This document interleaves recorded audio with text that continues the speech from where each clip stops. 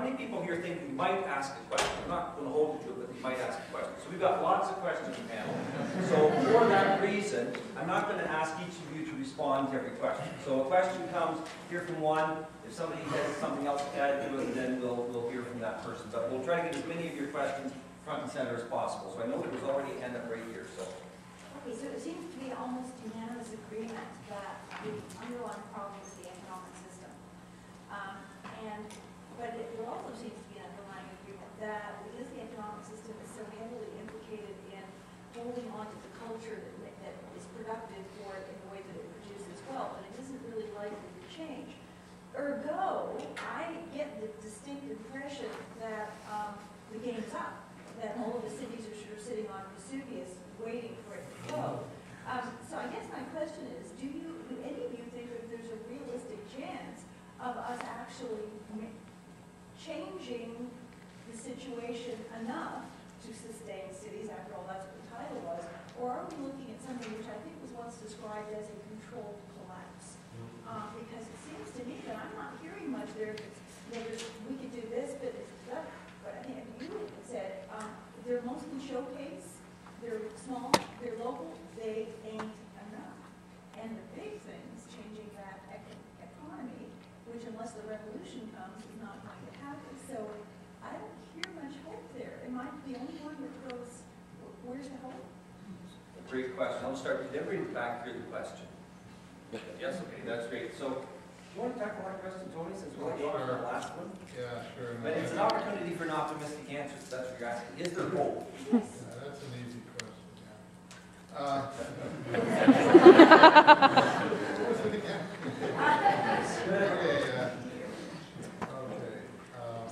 I think,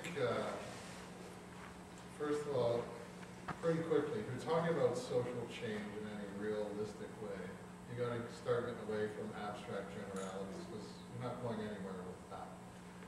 And you're going to have to basically, it'll come down to specific cities, in particular regions and societies that are going to adapt successfully or reasonably successfully in a certain way or not. And so there will be successes and there will be failures, and it has to do with certain social struggles that are happening in specific places in time and are conditioned by, a host of factors that are reasonably, not entirely local, but a combination of local and global, in terms of climate change. Let's see, that's not so local. But how that's confronted and translated or not into effective social change is something that there's no grand plan. I mean, okay. On the other hand, I don't want to get too anarchistic about this personally because I'm not at all convinced that just local solutions are going to result in the saving of humankind. And we can get into the debate whether saving humankind is a good idea anyway. I'm sure all of us think it is. But in terms of the other species on the planet, I'm not at all convinced it is. I've become more ecocentric in my approach to human-oriented, I guess, in teaching courses on the environment or something. But so I do think it is something that is a combination of local and broader. And as to whether there's any hope, well, some cities are in much more dire consequences than others, like here in Dhaka or something, Bangladesh, whatever, geez, that's not looking good. Maybe New York's not looking good, but at least they have the money to do something about it, at least for those who have the money. But, in the current political economy, I think it's hard to have a lot of hope because we've been in a phase for quite some time where we don't think the state should have any real role. It's going to be a market-based solution or there's not going to be a solution because that's the people running the show basically kind of like it that way.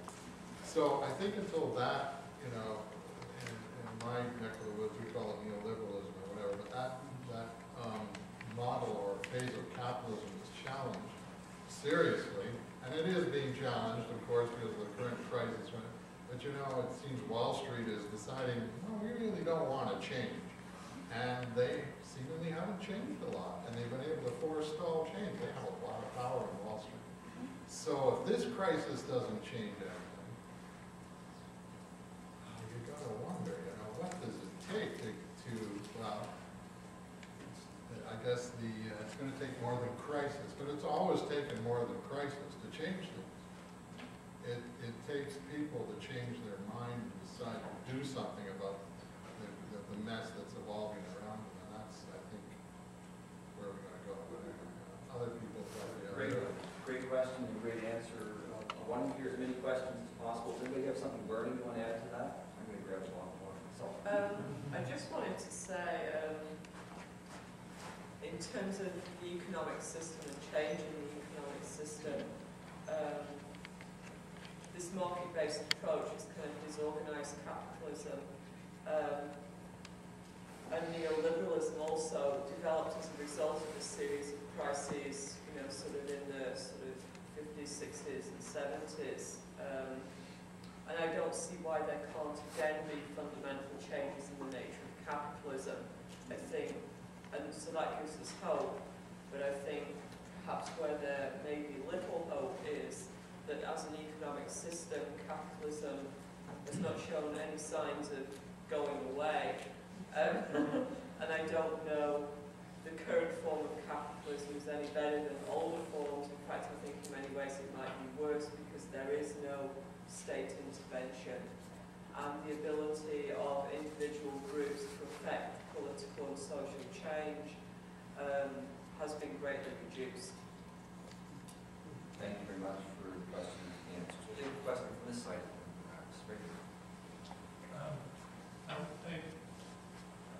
I wonder if you think of the concept of sustainability as it is understood generally. And what I mean by that is that I think it means to people that the plant might go away. And so you talk about the sophisticated notion of like that we will continue to exist. But I don't know if that's really generally appreciated. And therefore, is sustainability even the wrong way to look at it, right? Like, what we're doing is sustainable, i.e., eventually, the natural forces that govern our existence will cause an outcome. Whether we get to continue to exist is another question, right? Is sustainability the wrong way kind of question? Everybody back to your question? Yep. Okay. Karen, David, you want to take a stab at that? Sorry. Sustainability has become one of those words that means so many things to so many people. I'm not sure it's actually a word I try and avoid using. Well, you often have to in grant applications and so on. It's expected to be there. But yeah, it's sort of, I mean, ultimately what we want to do is take sort of an ecological approach. In some ways that's the better word. It sort of implies that consideration of the whole system, consideration of the different levels, the ripple effects of actions. And it's hard to do. In that sense, it's not something where you sort of make this decision and then just you're done with it. But I think an ecological approach is the way we want to do it. I think when a lot of people use the term sustainability, I think they do really mean well in a sense. Like we're trying to strike that balance between our own existence and making sure we continue to exist without sort of undue damage along the way, because ultimately that affects our ability to exist.